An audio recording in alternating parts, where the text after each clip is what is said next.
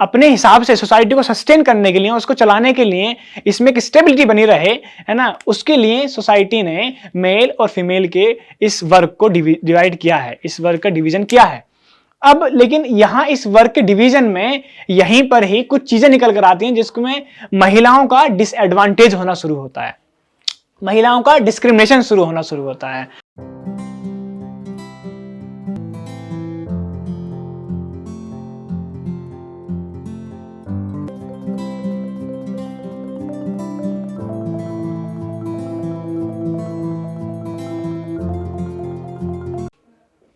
Hello students, आज हम पढ़ने वाले हैं थर्ड चैप्टर पॉलिटिकल साइंस का।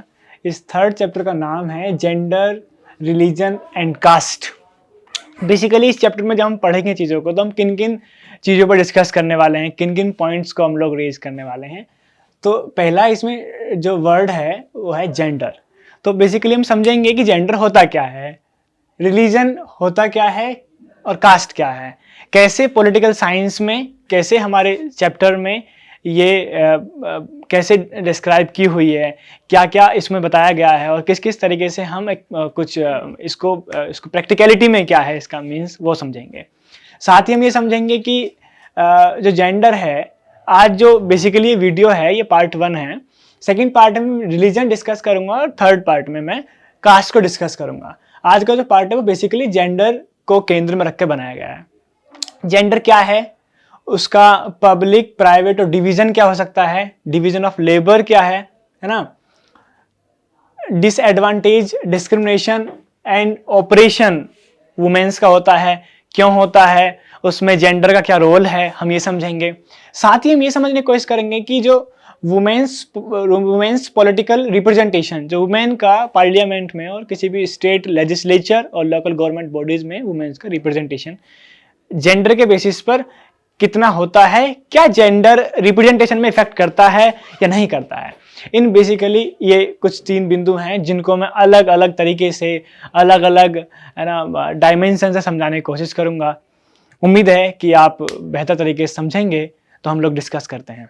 पहला जो चीज़ है, सबसे पहला क्वेश्चन हमारे दिमाग में यही आता है कि जेंडर होता क्या है। जेंडर एक ना क्वालिटी है, एक कैरेक्टरिस्टिक्स है। कोई भी जब हम मेल या फीमेल को देखते हैं तो हम जब उसको हम देखते हैं तो हम ये समझते हैं कि कोई भी व्यक्ति कुछ ना कुछ काम या कुछ ना कुछ उसकी वर्क प्रोफाइल होती है। जब मेल को देखते हैं, मेल के कुछ काम हैं जो सोसाइटी के थ्रू वो डिफाइन है कि अगर कोई मेल है तो वो ये काम करेगा, कोई फीमेल है तो वो ये काम करेगा, ये उसका एक्सेप्टेड बिहेवियर होगा। तो जो बिहेव हम करते हैं, जो एक्सेप्टेड बिहेवियर है, वो बिहेवियर कौन डिसाइड करता है, क्या वो जेंडर डिसाइड करता है ना। तो अगर हम इसको मोटा तौर पर समझने की कोशिश करें, मोटे तौर पर, तो वो यही आता है कि जेंडर जो है हमारा वो सोशली कंस्ट्रक्टेड है। सोसाइटी ने उसको बनाया है, सोसाइटी ही ये चाहती है, सोसाइटी की डिमांड है कि मेल होगा तो एक एक्सेप्टेड बिहेवियर ये होना चाहिए। यदि ये फीमेल है तो इस फीमेल का, यदि ये बच्ची है, ये लड़की है, ये फीमेल है या ये वुमेन है, तो इसका एक्सेप्टेड बिहेवियर क्या होगा, वो जो डिसाइड करेगा वो जेंडर डिसाइड करेगा। तो हमने क्या समझा, हमने ये समझा कि जो जेंडर है वो सोशली कंस्ट्रक्टेड है। एक चीज हमने ये समझी। साथ ही एक टर्म और है जिसको मैं समझाता हूं थोड़ा सा। इसी के साथ में इस जेंडर को और अच्छे तरीके से समझने के लिए हम लोग समझेंगे सेक्स को। ये क्या है बेसिकली, जो अब ये तो सोशली कंस्ट्रक्टेड हो गई। तो सर आपका ये क्वेश्चन होगा, सर जो बायोलॉजिकली होता है, हम जब पैदा होते हैं तो ये तो कोई व्यक्ति नहीं बना सकता, ये समाज नहीं बना सकता है। It is a process, biologically process होता है, इट्स नेचुरल प्रोसेस होता है। ये तो हाँ बिल्कुल ठीक बात है। तो जो नेचुरल प्रोसेस होता है किसी मेल और फीमेल का सेक्सुअल ओरिएंटेशन के बेसिस पर बच्चों, तो वो सेक्स होता है, उसको हम सेक्स बोलते हैं। जब उसके बेसिस पर हम किसी मेल को या फिर उसके बेस पर हम किसी फीमेल को कैटेगराइज करते हैं कि these are the characteristics on the basis of male, male के जो बिहेवियर है वो डिस्क्राइब होगा, और दीज ऑल आर कैरेक्टरिस्टिक्स जिसकी वजह से वो फीमेल जो है उसको हम बोलेंगे। तो वो क्या है, जैसे कि अब कोई लड़का होगा तो उसके मूछें होंगी, है ना, वो उसके सेक्सुअल ओरिएंटेशन होगा, एक उसकी बॉडी होगी जो अलग होगी, एक एक फीमेल से, और फीमेल की बॉडी अलग होगी। तो ये जो नेचुरल प्रोसेस है इसको बोलते हैं हम सेक्स। बेसिकली जो बायोलॉजिकल है, जो नेचुरल है, इसमें कोई सोसाइटी का रोल नहीं होता है। ये तो हम लोग बाय बर्थ ही हम लोग डिफरेंशिएशन है हमारे अंदर, हम डिफरेंट हैं, बाय बर्थ ही हम अलग अलग बनाए गए हैं, है ना। क्योंकि समाज में स्टेबिलिटी के लिए हम लोग बने हैं, ताकि जैसे कि अब मेल है, फीमेल है ना, फीमेल का अपना एक सेक्सुअल ओरिएंटेशन है, उसकी एक अपनी बॉडी है, मेल की अपनी एक बॉडी है, मेल के अंदर एक अपने अंदर की अंडरस्टैंडिंग है, वो एक अलग व्यक्ति है, फीमेल एक अलग है। तो दोनों में जो नेचुरल प्रोसेस है, वो बायोलॉजिकल प्रोसेस है, वो तो अलग है ही। लेकिन जब वो समाज सोसाइटी में आ जाते हैं ना, जब ये समाज सोसाइटी का हिस्सा बन जाते हैं, तो उनकी एक अलग रिस्पॉन्सिबिलिटी होती है जो सोसाइटी उनको देती है। तो वो क्या है, उसको हम एक अलग नाम से बुलाते हैं जेंडर। अगर आप हिंदी में इनका मतलब समझना चाहोगे बेसिकली बच्चों के जेंडर और सेक्स क्या है, तो ये दोनों ही सिमिलर इंटरचेंजेबली टर्म है, दोनों एक दूसरे को चेंज किया जा सकता है, दोनों एक दूसरे के, है ना, अनुरूप ही इस्तेमाल होती हैं। कभी हम सेक्स का इस्तेमाल कर लेते हैं, कभी हम जेंडर का इस्तेमाल कर लेते हैं बेसिकली। तो लेकिन इंग्लिश में जब हम देखेंगे या इन डेप्थ हम जाकर के देखते हैं चीजों को, तो जेंडर और सेक्स में ये बेसिकली डिफरेंस नजर आता है। आई होप तुम्हें जेंडर टर्म और सेक्स टर्म में अंतर समझ में आ गया होगा। आगे हम समझते हैं किस किस तरीके से इसका पब्लिक प्राइवेट डिवीजन में क्या इंपॉर्टेंस रोल है। पब्लिक क्या होता है, पब्लिक क्या होता है, प्राइवेट क्या होता है। पब्लिक बेसिकली वो काम जो हम घर को छोड़ करके, अपनी फैमिली को छोड़ करके बाहर जाते हैं और सोसाइटी में आउटसाइड, है ना, कि जो जितने भी काम होते हैं, फैक्ट्री में काम करना, अपने बिजनेस का सेटअप करना, उसके स्टार्टअप करना, जो भी हमारे वो उस सारे तमाम जो काम होते हैं उसको हम पब्लिक स्फीयर में रखते हैं ना, जो हमारे अपने खुद के नहीं है। जो हमारे प्राइवेट वर्क होते हैं, जैसे घर के अंदर के जो वर्क होते हैं, उनको हम प्राइवेट वर्क बोलते हैं। तो बेसिकली अगर इस हेडिंग को हम समझें, यहां पर इसको एलिब्रेट करके मैं समझाता हूं आपको ये क्या है। तो वो पब्लिक मतलब वो सारे काम, वो सारे बिहेव, वो सारे आपके एक्शन, है ना, जो आप घर से बाहर करते हो, राइट, उसको हम पब्लिक स्फीयर के काम को बोलते हैं। पब्लिक स्फीयर में जो आप काम करते हो, है ना, ऐसे वो काम जो आप घर के अंदर करते हैं। तो घर के अंदर कौन काम करता है, आप बेसिकली समझोगे तो फीमेल करती हैं, वुमेन करती है। वुमेन का बेसिकली काम है कि वो प्राइवेट जो होम या घर के जो काम है उनको संभाले। तो ऐसे कौन कौन से काम हैं, ऐसा एक काम है कुकिंग जो करती है, क्लीनिंग वो करती है, वॉशिंग क्लॉथ्स, ऐसे बहुत सारे कामों को वुमेन करती है। तो ये, और जो मेल क्या करेगा, मेल घर के सारे कामों को, घर के छोड़ करके बाहर कामों को करेगा। तो ये जो सेक्सुअल डिवीजन ऑफ लेबर है, जो ये काम का बंटवारा है कि मेल ये काम करेगा, फीमेल ये करेगा, ये किसने बांटा है, कौन है, किसने डिवाइड किया है, कौन ऐसी पावर है, तो वो सोसाइटी है। सोसाइटी ने अपने अनुरूप, अपने हिसाब से सोसाइटी को सस्टेन करने के लिए, उसको चलाने के लिए, इसमें एक स्टेबिलिटी बनी रहे, है ना, उसके लिए सोसाइटी ने मेल और फीमेल के इस वर्क को डिवाइड किया है, इस वर्क का डिवीजन किया है। अब लेकिन यहां इस वर्क के डिवीजन में यहीं पर ही कुछ चीजें निकल कर आती हैं जिसमें महिलाओं का डिसएडवांटेज होना शुरू होता है, महिलाओं का डिस्क्रिमिनेशन शुरू होता है, महिलाओं का ऑपरेशन शुरू होता है ऑपरेशन। ये ऑपरेशन वो वाला ऑपरेशन नहीं है जो जनरली हम ओटी या ऑपरेशन थिएटर या डॉक्टर जिसको करते हैं। ये ऑपरेशन जो है जुड़ा हुआ है आपके एक्सप्लॉयटेशन से। जब आपका हद से ज्यादा एक्सट्रीमली लेवल पर एक्सप्लॉयटेशन हो, तो ये जो ऑपरेशन है, ये बेसिकली वो है। तो ये क्यों होता है, कैसे होता है, उसको भी हम समझेंगे। तो जो महिलाएं घर का काम करती हैं और उनको उस काम के बदले में कोई पैसा नहीं मिलता है, कोई उनको उसके लिए पे अमाउंट नहीं मिलता है। जबकि जो मेल जो बाहर काम करते हैं घर के, उनको पे मिलता है, उनको पैसा मिलता है, और उनके काम को रिकॉग्नाइज किया जाता है कि हाँ बाहर से आया है, वो काम सारा काम करता है। कोई पति, किसी का भी हस्बैंड हो सकता है, किसी का भाई हो सकता है, तो उसके काम को रिकॉग्निशन मिलता है। उसको हम प्रायोरिटी रखते हैं कि नहीं, बाहर से आया तो उसने ये काम किया है, उसको पे मिलता है, उसको पैसा मिलता है। लेकिन महिला पूरे दिन काम करती है, उसको कोई पे स्केल नहीं मिलता है, कोई रिकॉग्निशन नहीं मिलता है, कोई वैल्यू नहीं मिलती है उसके कामों को। तो इस तरीके से डिस्क्रिमिनेशन होना शुरू होता है on the basis of gender. तो यहां पर ये हो गया। अब यहां पर अगली चीज मैंने डिस्कस की है कि इनसाइड और आउटसाइड द होम। कुछ काम ऐसे होते हैं जो इनसाइड होते हैं और कुछ काम आउटसाइड होते हैं। तो सोसाइटी में कुछ ऐसे देखने को मिलता है हमको कि जो ऐसा बताया गया कि जो घर के अंदर काम होंगे उसमें कोई पैसा नहीं मिलेगा, लेकिन जो बाहर काम होंगे ना पैसा मिलेगा। तो हम देखेंगे विलेज में जाकर के तो हमें मालूम चलेगा महिलाएं घर के बाहर के काम भी करती हैं, तब भी उनको पैसा नहीं मिलता है। क्या काम करती हैं बाहर के, तो हम देखेंगे कि वो अपने घर से बाहर निकलती हैं तो कुआं होता है, कुएं से पानी भर कर लेकर आती हैं, बाहर से लकड़ियां तोड़ने जाती हैं, लकड़ियों को, सूखी लकड़ियों को तोड़कर लेकर आती हैं क्योंकि उनको रोटी बनानी होती है उसमें से। तो गांव में हम देखेंगे अब पशु पालते हैं तो पशुओं के लिए घास लेकर आती हैं। तो ये तो सब काम घर से बाहर के हो गए। अब जब ये काम वो करती है तो इसके लिए भी उनको वैल्यू और रिकग्निशन नहीं मिलता और पैसा भी नहीं मिलता है। तो यहां पर ये क्या है, ये डिस्क्रिमिनेशन है बेसिकली। दूसरा क्या है कि अब टाउन में देखोगे तो महिलाएं, अब शहरों में देखोगे तो महिलाएं वहां भी घर से बाहर जाती हैं, साफ सफाई काम करती हैं, है ना, किसी घर में जाकर बर्तन मांजने का काम करती हैं, या फिर कहीं पर रोटी बनाने का काम करती हैं, होम मेड का काम करती हैं, मेड बनकर के काम करती हैं। तो अन्य अन्य तरीके से वो घर के बाहर काम करती हैं, उनको वहां भी बहुत कम पैसा मिलता है या फिर नहीं मिलता है। तो ये भी देखा गया है। ये क्या है, ये एक प्रकार का डिस्क्रिमिनेशन है। तो आज ये सब, ये डिस्क्रिमिनेशन, ये ऑपरेशन हो क्यों रहा है ना, तो वो इस वजह से हो रहा है। ये हमारा जो है जेंडर का जो सोशली कंस्ट्रक्ट जो थियरी है, जो इसको हम समझने की कोशिश कर रहे हैं, इसको जो बनाया है, इसको ऐसा डिजाइन किया गया है जिसमें महिला का ऑपरेशन ही होना तय है, क्योंकि हमारी सोसाइटी मेल डोमिनेंट है। यहां पर मेल डोमिनेंट करता है। इस सोसाइटी को पेट्रियार्कल डोमिनेंट या पेट्रियार्की सोसाइटी बोलते हैं। तो मैंने यहां पर लिख भी रखा है, मेल डोमिनेटेड सोसाइटी है जिसको हम पेट्रियार्कल सोसाइटी बोलते हैं। तो इंडिया में पेट्रियार्की है, तो यहां पर मेल सुपीरियर होता है, फीमेल इंफीरियर होती है। ऐसा जरूरी नहीं है, ये तय नहीं है, ये नेचुरल नहीं है कि वो रहेगी। बाय बर्थ दोनों इक्वल ही होते हैं।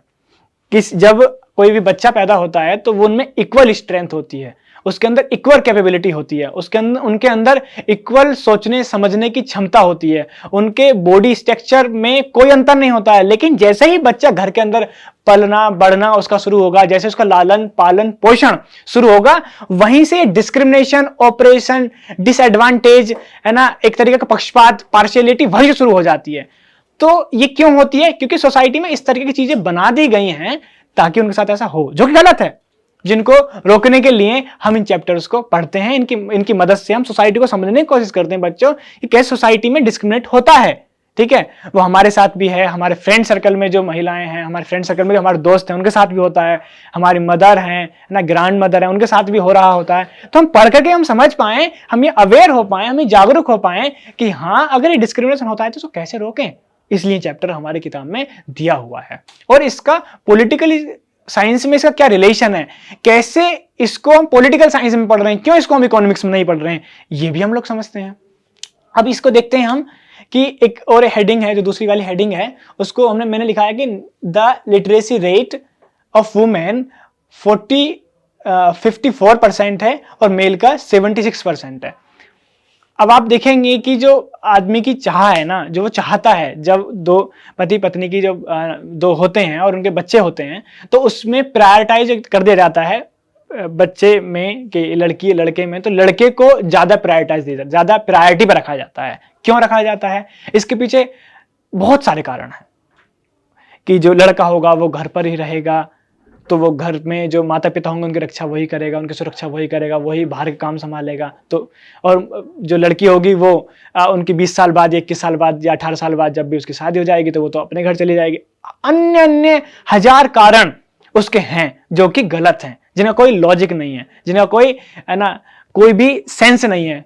तो ऐसे कारणों को हम देख सकते हैं, वो कारण ही उनका जो बेस है, हमारी अंडरस्टैंडिंग ही हमारी सोसाइटी में इस तरीके से हुई है कि हम उनको सच समझने लगते हैं और सही मानने लगते हैं, तो हमारा नेचर वैसा ही बन जाता है, हम डिस्क्रिमिनेट करने लगते हैं अपने ही बच्चों से, अपने ही एक मां से दिए हुए 2 बच्चों से ही हम डिस्क्रिमिनेट करने लगते हैं। ये ऐसा सोसाइटी में कुछ जो पहले से ही कुछ रूल्स रेगुलेशन, कुछ ऐसी चीजें बनी हुई हैं जिनको ध्यान में रख करके हमको ये पता नहीं होता है कि हम कुछ गलत कर रहे हैं। तो ये सब चीजें हमारे साथ में ऐसा लगता है जैसे these all are the innate part of our mind और बिहेवियर। हमको लगता ही नहीं है गलत हो रहा है, लेकिन गलत कहीं ना कहीं हो रहा होता है। ठीक है, तो हम कह रहे थे जो लिटरेसी रेट है वो उसमें महिलाओं का जो प्रपोर्शन है, जो उनका जो रेट है, जो दर है, वो बहुत कम है और मेल की बहुत ज़्यादा है। क्यों? क्योंकि हम चाहते हैं कि वही पढ़ें, वही आगे बढ़ के इस देश को संभालेंगे, महिलाओं का कोई योगदान नहीं होगा। जबकि दोनों ही इंपॉर्टेंस हैं। यदि किसी गाड़ी में से एक पहिया आप निकाल दोगे तो आप ये अपेक्षा कर सकते हो कि एक पहिए से गाड़ी चल जाएगी? कदापि नहीं बच्चों, नहीं चल सकती है। दोनों ही अपने आप में 50-50% का रेशियो रखते हैं। एक वुमेन के बिना इस पूरे संसार की कल्पना करना ही अपने आप में सब कुछ खत्म है। मतलब आप कर ही नहीं सकते हो, आप एक कल्पना ही नहीं कर सकते हो पूरे संसार की बिना महिला के। तो जब आप कल्पना ही नहीं कर सकते हो, जब 50% का रेशियो वो रखती है, अपनी इंपोर्टेंस रखती है, तो क्यों ना उसको हर चीज में उसको भागीदारी मिले, जो कि नहीं मिलती है। तो ये लिटरेसी रेट की बात हुई। दूसरा है अनइक्वल वेजेस, जहां पर वो काम करने जाए काम सेम होगा, पुरुष भी उसी काम कर रहा होगा, महिला भी उसी काम कर रही होगी, लेकिन महिला को पे स्केल कम मिलेगा, पुरुष को ज्यादा मिलेगा।